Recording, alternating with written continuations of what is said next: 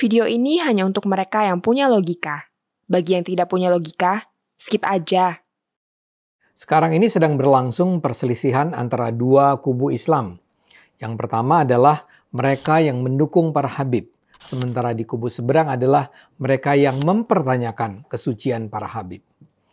Pertarungan ini diwakili perselisihan antara Habib Bahar Smith dan Habib Rizik Syihab melawan Haji Rhoma Irama. Pertentangan ini bergulir tak karuan sehingga berlontaran maki-makian yang memalukan. Yang jadi pokok keramaian adalah soal Habib. Anda sering kan mendengar istilah ini digunakan di Indonesia? Istilah Habib itu merupakan sebutan bagi seseorang yang dipercaya berada di bawah garis keturunan Nabi Muhammad. Pertanyaan yang sering diajukan adalah, apakah seorang Habib itu punya posisi istimewa dalam umat Islam? Apakah Habib sedemikian istimewa sehingga dia bebas dari kesalahan dan dosa? Itu adalah substansi yang sering dibicarakan dalam pembicaraan soal Islam. Tapi kali ini, dalam konflik Rhoma versus Bahar dan Rizik, persoalannya jadi agak lain. Ketiga tokoh ini sebenarnya sama-sama menolak anggapan bahwa keturunan Nabi itu sakral. Yang pertama melontarkannya adalah Haji Rhoma. Tapi lucunya, Bahar dan Rizik malah mati-matian menyerang Rhoma. Jadi ini terkait dengan podcast Rhoma Irama Official. Judulnya, Tulus dari Jari yang Paling Dalam, Begini Pesan Rhoma untuk Para Muhib. Video yang pertama kali tayang 7 Juni itu sudah disaksikan sekitar 217.000 penonton. Dalam video itu, Rhoma menjelaskan dia adalah Ketua Umum Forum Silaturahmi Takmir Masjid dan Musola yang disingkat Fahmi Tamami. Dalam podcast itu dia juga menghadirkan Sekjen Fahmi Tamami, Kiai Haji Anas Kurdi. Rhoma tampil dengan cara yang santun dan tenang. Dia bahkan menyebut dirinya muhibbin alias para pecinta para Habib.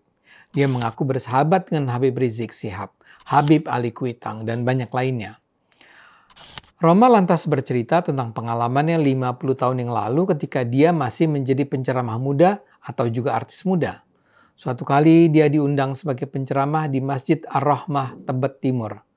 Ternyata penceramah pertamanya, seorang senior, bercerita tentang keistimewaan Habib dan keturunannya. Si penceramah senior itu mengatakan bahwa seorang anak Habib, yang artinya adalah keturunan Nabi Muhammad, walau bermabuk-mabukan, berzina, mencuri, berjudi, tetap akan jadi ahli surga, akan masuk surga. Jangan diomelin, biarin aja, dia itu ahli surga, kata si penceramah. Penjelasan itu ternyata sangat mengganggu Rhoma muda.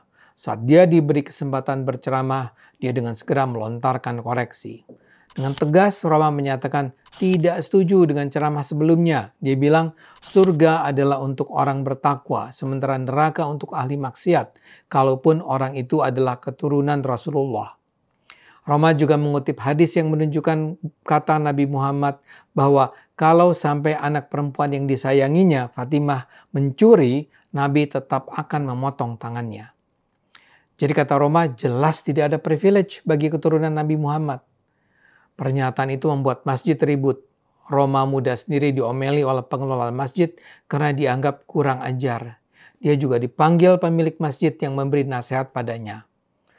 Kata si pemilik masjid, apa yang disampaikan Rhoma itu benar. Tapi kalau Rhoma menyampaikannya secara terbuka seperti itu, akan menimbulkan perpecahan. Jadi Rhoma dinasihati agar tidak lagi bicara semacam itu demi uhwah Islamiyah. Sejak saat itulah, kata Rhoma, ia mengubur dalam-dalam pandangannya tentang Habib di dalam perutnya. Dengan itu pula ia bisa bersahabat dengan para Habib. Tapi sekarang 50 tahun kemudian, Rhoma merasa bersedih mendengar masih ada oknum-oknum Habib yang berdakwah dengan cara yang dulu dikritiknya. Rhoma menggunakan contoh-contoh yang memang bodoh. Misalnya ada Habib yang menyatakan, ada darah Nabi di tubuhku. Jika kau menyakitiku, kau juga menyakiti Rasul. Atau ada juga yang menyatakan satu Habib bodoh lebih baik dari 70 kiai yang alim. Atau ada yang bilang kaki Habib lebih mulia daripada kepala kiai. Menurut Rhoma, doktrin semacam itu tidak baik bagi umat Islam.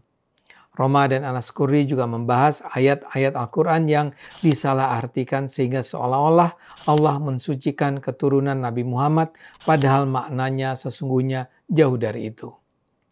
Seperti Anda lihat, Roma tidak sedang menyerang Habib. Dia hanya menyatakan Habib itu tidaklah sakral dan dapat dihukum Tuhan karena ia berdosa. Yang menentukan posisi seseorang adalah ketakwaannya, bukan kehabibannya. Tapi masalahnya ternyata ada Habib-Habib yang tersinggung dengan podcast Roma itu. Yang paling keras bereaksi adalah Habib berambut pirang, Bahar Smith. Dia bilang Roma itu fitnah dan mau jelek-jelekin keluarga keturunan Nabi. Bahar bahkan sampai mengatakan Roma itu bacot dan main begal nasab. Bahar pun mengajak para jamaahnya untuk tidak percaya dengan pernyataan Roma Irama. Dan kasar dia bilang, kalau memang ada Habib yang ngomong begitu, saya yang bantai dia di depan Roma Irama. Bahar menegaskan semua Habib, meskipun keturunan langsung Nabi Muhammad, jika berbuat dosa tidak perlu diikuti. Pun jika ada Habib mengajak kemaksiatan, maka sudah pasti masuk neraka. Kami para habaib tidak pernah diajarkan seperti itu, kata Bahar. Walaupun nasab kami mulia, walaupun kami anak cucu Nabi, tapi kalau berbuat dosa, kalau berbuat maksiat, tetap tempatnya neraka.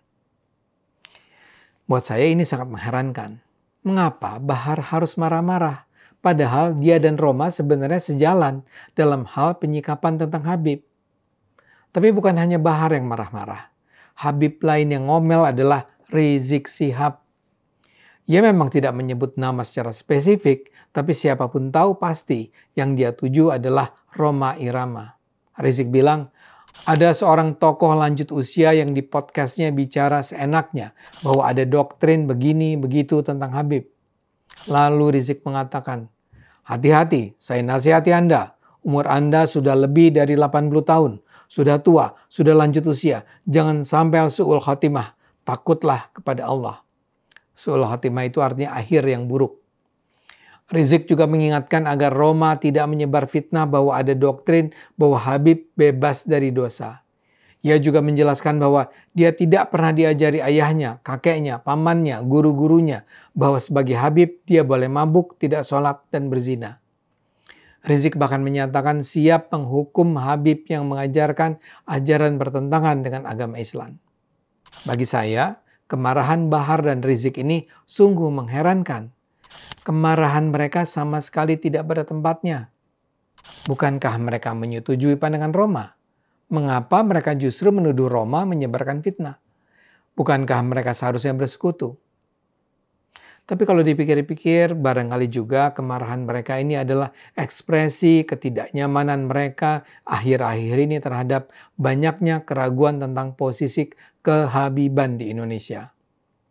Beberapa tahun terakhir ini memang meluas pertanyaan-pertanyaan yang diajukan tentang apakah Habib itu memang sebuah posisi yang layak dihormati.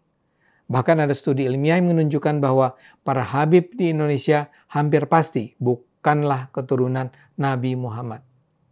Sangat mungkin ini semua mengganggu kenyamanan mereka.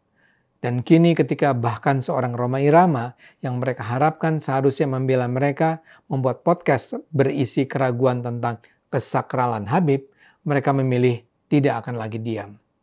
Mereka mengaum marah.